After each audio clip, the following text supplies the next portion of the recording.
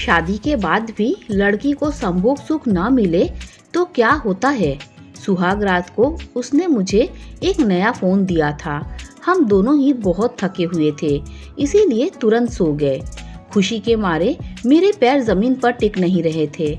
शादी के नाम पर मिलने वाली खुशियों के बारे में सोचना भी हर किसी के लिए एक सुंदर सपना होता है, लेकिन मेरे साथ जो हुआ वह मुझे एक बुरे सपने जैसा था।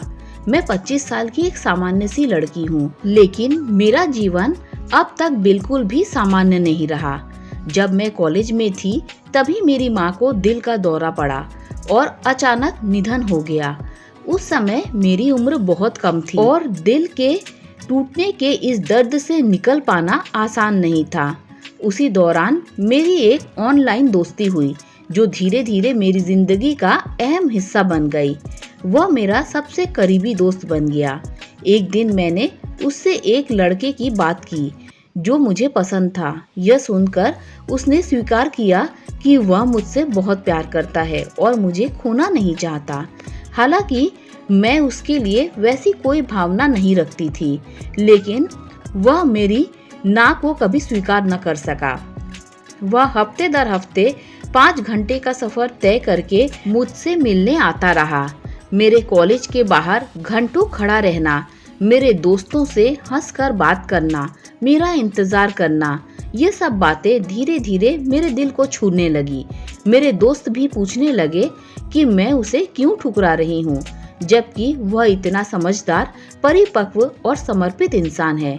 उसके माता पिता नहीं थे, वह अपनी दादी और भाई की जिम्मेदारी अकेले निभा रहा था। एक दिन मैंने उसे साफ कह दिया कि वह अब मुझसे उम्मीद न रखे, लेकिन उस दिन मेट्रो स्टेशन पर उसका उदास चेहरा मेरे जहन में बस गया।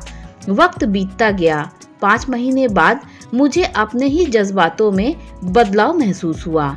मुझे उसकी सादगी, समझदारी और अपनेपन ने धीरे धीरे उसकी तरफ खींच लिया। मैंने उसे हाँ कह दिया और हम दोनों ने एक सादी सी शादी कर ली। शादी का दिन भी सादा था, जिसमें मैं अपने दोस्तों को भी आमंत्रित नहीं कर पाई। सुहागरात पर उसने मुझे एक नया फोन गिफ्ट दिया, लेकिन हमारे बीच कोई अंतरंगता नहीं हुई। हनीमून भी नहीं हो पाया क्योंकि उसकी दादी हमारे साथ थी। कुछ समय तक तो मैंने उसे समझा कि वह ऑफिस की थकान या जिम्मेदारियों के चलते ऐसा कर रहा है, लेकिन यह आदत हर दिन का हिस्सा बनती चली गई। मैंने जब उससे इस बारे में बात करनी चाही तो उसने या तो चुप्पी साध ली या गुस्से में आकर बात टाल दी। एक बार तो बात इतनी बढ़ गई कि उसने मुझे थप्पड़ मार दिया। मैं सन्न रह गई। फिर वह दौर आया जब हम दो अजनबी की तरह एक ही छत के नीचे रहते थे। न प्यार था, न संवाद, न कोई भावनात्मक जुड़ाव। रात के सन्नाटे में जब वह बेफिक्री से सोता, मैं चुपचाप तकिए में मुंह छुपाकर रोती। मेरी तकलीफ सिर्फ शारीरिक दूरी की नहीं थी, बल्कि यह थी कि वह इस दूरी को मानता भी नहीं था। मैंने हर संभव कोशिश की उससे बात करने की, रिश्ते को बेहतर बनाने की, लेकिन कोई बदलाव नहीं हुआ।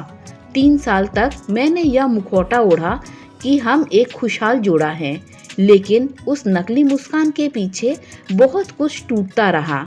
हिंसा, ताने और उपेक्षा के बीच मैं धीरे धीरे खुद को खोने लगी।